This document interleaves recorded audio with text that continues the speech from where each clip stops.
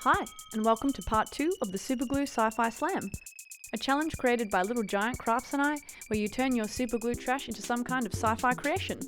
This video is a part of a playlist of other crafting channels doing this challenge, so make sure you check out all their wonderful creations and like and subscribe for more.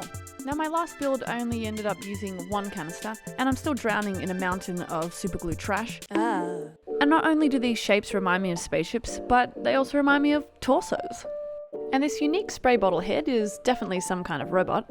So I wanted to challenge myself to use as much of this superglue trash as I possibly could and create my very first trash bot that looked a little something like this. Aww. Now, sometimes trash fits together perfectly without any explanation at all, and this piece of a guillotine just so happened to fit perfectly and create some kind of shoulder plate or robot décolletage.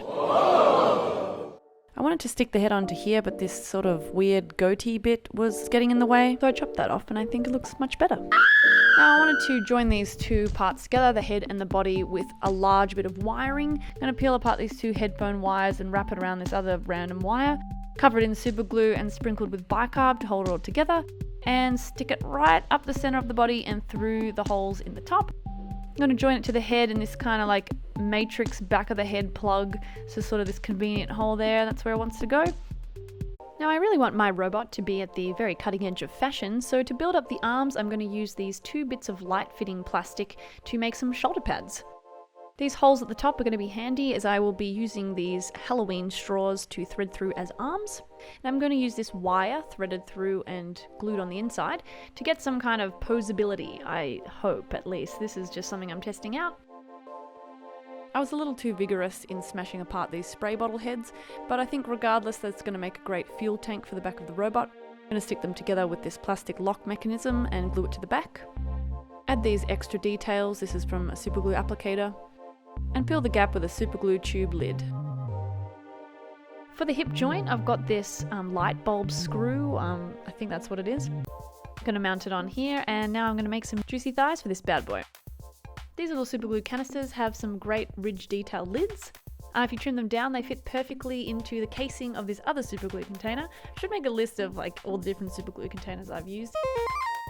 I screwed through the top so I could thread the extra wires I've added in for the legs. And I just stuck them on the sides again with superglue and bicarb soda. This was precarious and took ages, but the result was worth it. Now, it's lucky I didn't compost these pumpkins because I couldn't find anything else that was round and matching to use as a knee joint for the robot. It's probably about Halloween by the time I release this video, so I think now my build is officially spooky. We celebrate Halloween in Australia, but it's a relatively new holiday and falls in the month of spring, where pumpkins are not in season, which I think is probably a good thing because I've heard that if you leave them to their own devices, they grow up to want to kill you, just like this famous American movie. Should I be afraid? Now what you're looking at here are the robot's feet. I wanted him to look springy, like he could bounce around the place, so I used these two printer caps, like the ink caps, and I shoved this inset from the superglue canister in for like a shin piece. He was a little off balance, however, so I did extend these feet with some wings from another superglue canister and a little tiny bit from the spray bottle lid. Give him a last quick up and down. It's lacking a bit of detail, so I think I'm going to put this chest piece right here and put some work into these opposable elbows. These ends of audio cable casing makes great sort of flexy elbow joints. And I start filling in the gaps with random plastic, putting wires in the holes, and filling the torso with cogs and covering the body in random plastic junk. A couple of Gundam bits to cover the back of the thighs. And these two little plastic hooks on the top of the robot's shoulders are what held him up when he was on the production line. Ah, sweet memories.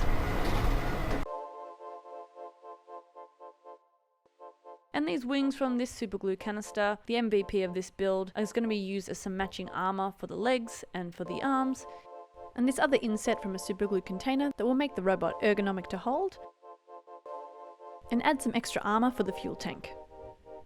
And now the part I've been looking forward to the least, I'm going to finally attempt to make some hands for this robot. I use this piece of robot, a bingo ball, and this tooth floss head to make this. And this will become the claw for the left hand of the robot. Ouch. Now to connect the hands to the arms, I had the hard task of figuring out what was going to be the wrists, and I really got to thank Yoo-Hoo Super Control Glue for providing me with these lids. I was really feeling something like this, but now I feel like this. Some might say it's a Halloween miracle. Now before Greg was a DJ, he was a fireman alongside his brother, who has a bit of a Freddy Krueger vibe. Using a bit of a broken pen attached to the lid kind of wrist area, I was able to shove it up the straw and connect it with ease.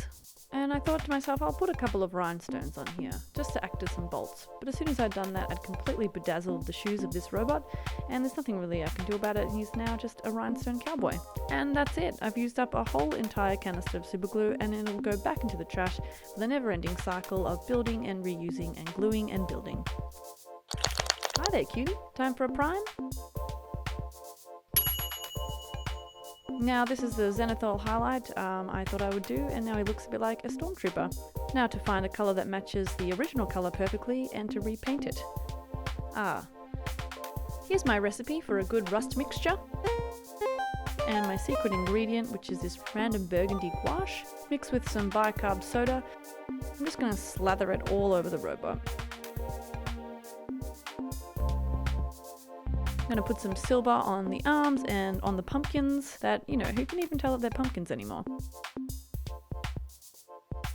So now I've added the silver and some gunmetal grey, and it's just sort of a rust bucket with metal now. I'm going to add some dark blue paint to make it look like it's been worn down over the years. I'm just going to dab it on everywhere to give it a uniform colour.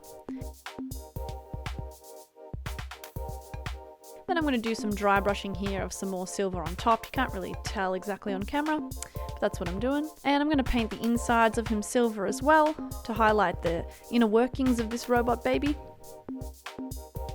Touch up the hand. And I recently bought some gold paint and I really wanted an excuse to use it, so I'm just going to put it here on this bolt that connects the saw.